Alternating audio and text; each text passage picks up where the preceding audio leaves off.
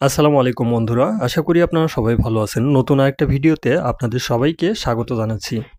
Saudi আরবের বর্তমান পরিস্থিতি এবং সৌদি আরবের যে ভিসার বর্তমানে কার্যক্রম, এই কার্যক্রমগুলো যারা বর্তমানে ভিসা নিচ্ছেন তারা কিন্তু বর্তমানে বুঝতে পারতেছেন যে ভিসা নেওয়ার যে ক্রাইটেরিয়া দিনকে দিন ক্রাইটেরিয়াটা বাড়তেছে। এখন বাংলাদেশে অবস্থানরত সৌদি আরবে যেই দূতাবাস রয়েছে, যেটা এম্বাসি বলা হয়, সৌদি আরব এম্বাসি, যেটার মাধ্যমে আমাদের সৌদি আরবের ভিসাগুলো স্ট্যাম্পিং হয়ে থাকে। যেমন আপনি উমরাতে আসলেও তাদের মাধ্যমে স্ট্যাম্পিং করতে হবে, আপনি কাজের ভিসাতে আসলেও তাদের মাধ্যমে ভিসা স্ট্যাম্পিং করতে হবে। তো এখন মেন সমস্যাটা যেটা তা হচ্ছে সৌদি আরবের যেই এম্বাসিটা বাংলাদেশের ঢাকাতে অবস্থানরত রয়েছে, সেই এম্বাসি একবার এক এক ধরনের ঘোষণা দিচ্ছে প্রবাসীদেরকে নিয়ে। মানে যারা নতুন করে সৌদি আরবে আসবে তাদেরকে নিয়ে একবার এক এক ধরনের যেই তথ্যগুলো দিচ্ছে এবং একবার এক এক ধরনের ডকুমেন্ট চাচ্ছে। তার মধ্যে টাকা মূল যেই সার্টিফিকেটটা, যেটা স্কিল টেস্টের সার্টিফিকেট, এটা এখন সবার জন্য বাধ্যতামূলক করা হয়েছে। মানে অনেকগুলো পেশার জন্যই বাধ্যতামূলক করা হয়েছে। এখন যদি আপনি সৌদি আরবে লোড আনলোড পেশাতে আসেন কিংবা ক্লিনার পেশাতেও আসেন, তারপরেও আপনাকে স্কিল জেনে আসতে হবে, নয়তো কিন্তু আপনি আসতে পারবেন না। এখন এই যে এত কিছু, এত ধাপ অতিক্রম করে আমাদের প্রবাসীরা ভিসা নিচ্ছেন, নেওয়ার পর সৌদি আরবে আসার পর দেখা যাচ্ছে যে কোম্পানি খুঁজে পাওয়া যাচ্ছে না, কফিল খুঁজে পাওয়া যাচ্ছে না। এরপর বিভিন্ন ধরনের সমস্যা হচ্ছে। একজন প্রবাসীকে যেভাবে বাংলাদেশে থাকা অবস্থায় বলা হয় সেভাবে যখন না হয়, তখন কিন্তু এটা দেখার মতো কোনো অ্যাম্বাসিও থাকে না। আবার আমাদের যে বাংলাদেশ দূতাবাস, সেই দূতাবাসও কিন্তু অতটা গ্রহণযোগ্য আসলে এই বিষয়গুলো মেনে নেয় না। কারণ আপনি যদি সৌদি আরবে আসলেন, আসার পর ইকামা পাচ্ছেন না, আপনাকে হুরুপ দিয়ে দিচ্ছে, যেটাকে টার্মিনেট বলা হয় বর্তমানে, তখন কিন্তু আসলে আপনি কার কাছে যাবেন, কোথায় যাবেন, কিভাবে কি করবেন? মূলত এটা কিন্তু একটা ধরনের বিজনেস দেখা যাচ্ছে সৌদি আরবের বর্তমান সিচুয়েশনে। বিজনেস, এই ভিসার যে ব্যবসাটা, এই ব্যবসাটা বর্তমানে বিজনেস দাঁড় করাচ্ছে।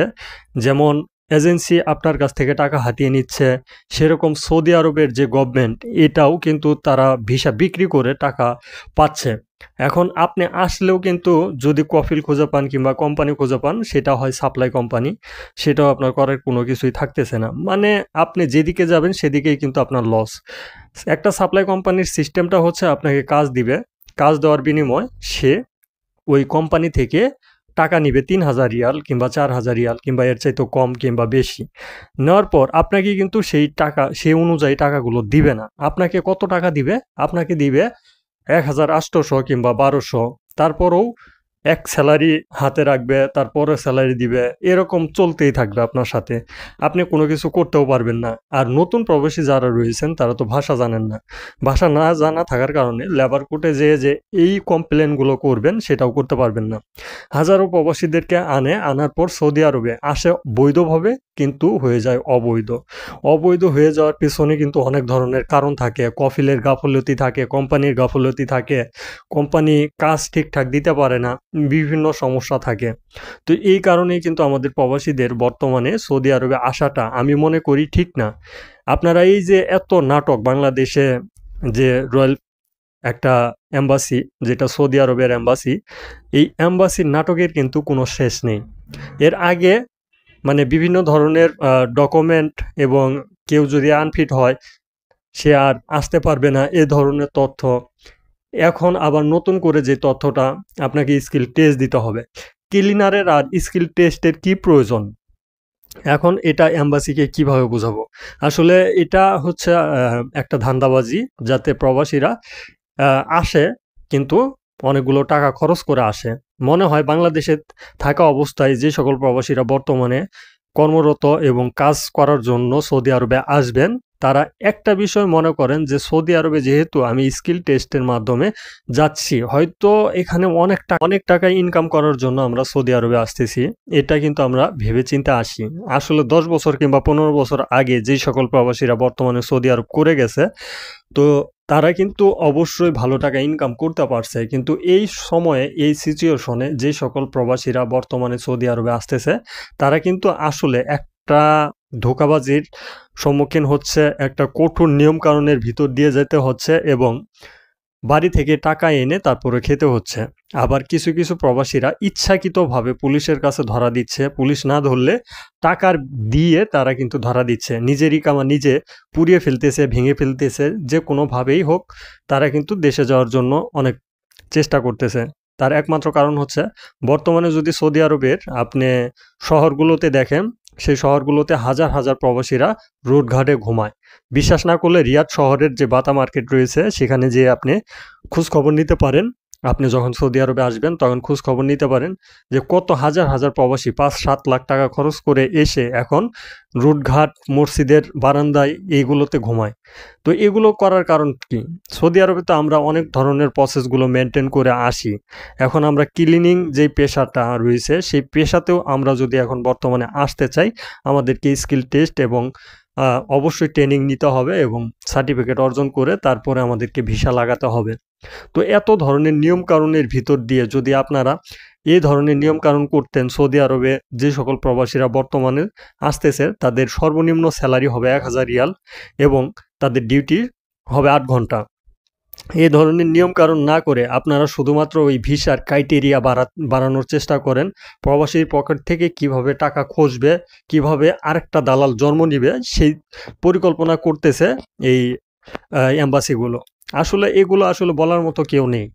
আপনি যদি একজনকে বলতে যান, সে কিন্তু আসলে আমি যদি এই যে এই ভিডিওটি পোস্ট করতেছি, দেখা যাচ্ছে যে অনেক এজেন্সি কিংবা অনেক দালাল আমার এই ভিডিওতে বিভিন্ন ধরনের খারাপ মন্তব্য করে এবং বিভিন্ন ধরনের কথাবার্তা বলে। অ্যাকচুয়াল প্রবাসীদের ভালোর জন্যই যেহেতু তথ্যগুলো দেই, সেজন্য আসলে মন থেকে এই বিষয়টা জানানোর চেষ্টা করলাম যে সৌদি আরবের পরিস্থিতি এমন একটা ভয়াবহ পরিস্থিতি বিরাজ করতেছে, যেখানে অ্যাকচুয়াল আপনি আসলেই বিপদে পড়ে যাবেন। মানে সৌদি আরবে বর্তমানে যারাই আসতেছে তারাই বিপদে পড়তেছে, কাজ জানুক কিংবা না জানুক। কাজ জানা লোক হয়তো নিজের অভিজ্ঞতা দিয়ে একটা প্রতিষ্ঠানে ঘুরে ঘুরে কাজ করতে পারে। তবে অবশ্যই একটা বিষয় মনে রাখেন, ভাষা না জানলে আপনি কাজ জানেন, ভাষা না জানলে কিন্তু ওই আপনার কাজ জানেন যে সেটা তাকে আপনি কিভাবে প্রকাশ করবেন। তো অ্যাকচুয়াল আপনার ভাষার পাশাপাশি কাজ জানাটাও অত্যন্ত গুরুত্বপূর্ণ। এখন নতুন প্রবাসী যারা আসতেছেন, কি দেখে সৌদি আরবে আসলে আপনারা আসতেছেন এটা অবশ্যই আমি বুঝতেছি না। কারণ সৌদি আরবের পরিস্থিতি অনেকটাই ভয়াবহ। বারবার বলতেছি সৌদি আরবের পরিস্থিতি অনেকটাই ভয়াবহ। যদি আপনার কফিল কিংবা কোম্পানি নিজের কোনো কাজ না দিতে পারে, সেই ক্ষেত্রে আপনি অনেকটাই বিপদে থাকবেন এবং আপনার কফিল কিংবা কোম্পানি যদি আপনাকে ১ মাস কাজ করিয়ে ৩ মাস বসিয়ে রাখে, সেই সিচুয়েশনে এই যে ৫-৭ লাখ টাকা খরচ করে আসতেছেন, যদি এটা আপনার নিজের ব্যক্তিগত টাকা হয়, সেক্ষেত্রে কোনো সমস্যা হবে না। তবে এটা যদি কারো কাছ থেকে ধারে কিংবা সুদে যে কোনো মাধ্যম থেকে কিস্তিতে টাকা এনে সৌদি আরব থেকে মনে করেন যে ইনকাম করে তাদেরকে পরিশোধ করবেন, এটা বর্তমানে অসম্ভব বলে আমি মনে করি। সৌদি আরবের এই বর্তমান পরিস্থিতিতে যে বিরাজ করতেছে পরিস্থিতি, এই পরিস্থিতির চাইতে আমাদের বাংলাদেশের পরিস্থিতি অনেকটাই এখন বর্তমানে বেটার এবং ভালো সিচুয়েশনে রয়েছে। আর এটা ভালো সিচুয়েশনে থাকার কারণ হচ্ছে বাংলাদেশে অনেক কলকারখানা রয়েছে, গার্মেন্টস রয়েছে, যেগুলোতে টাকা দিয়ে আমাদের ঢুকতে হয় না।